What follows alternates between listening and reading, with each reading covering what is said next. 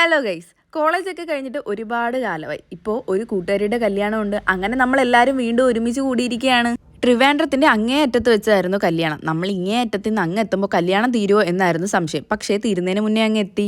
പിന്നെ ഞാനൊരു ഫുഡ് ആയതുകൊണ്ട് എല്ലാ ഫുഡും അടിപൊളിയായി കഴിച്ച് ഗംഭീര സദ്യയായിരുന്നു. കുറേ നാളായി ഒരു കല്യാണ സദ്യയൊക്കെ കഴിച്ചിട്ട്.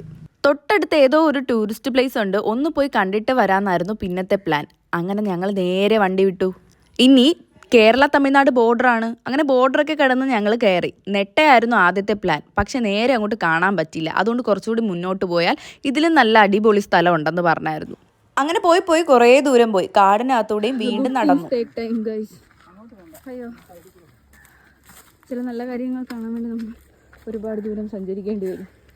ഏതാണ് ആ നല്ല സ്ഥലം എന്ന് കാണാനുള്ള ആകാംക്ഷയിൽ നമ്മൾ അങ്ങ് നടന്നിട്ട് എത്തുന്നുണ്ടായിരുന്നില്ല.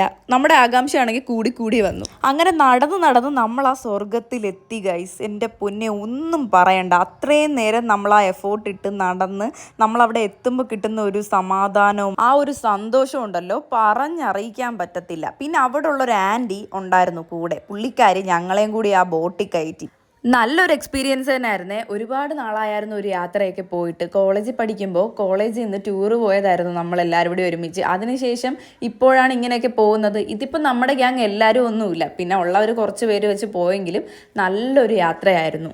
ഇത്രയും ദൂരേക്ക് ഒരു കല്യാണത്തിന് പോകണോ എന്ന് ഞാൻ ഒരു തവണ ചിന്തിച്ചെങ്കിലും അത് വെറുതെ ആയില്ലെന്ന് ഇപ്പം നല്ല രീതിയിൽ തോന്നുന്നുണ്ട്. അപ്പോൾ ഇന്നത്തെ വീഡിയോ ഇത്രയേ ഉള്ളൂ. ഇഷ്ടപ്പെട്ടാൽ ചാനൽ സബ്സ്ക്രൈബ് ചെയ്തേക്കാൻ മറക്കരുത്. അപ്പോൾ ബൈ ഫ്രം ട്രൂലി.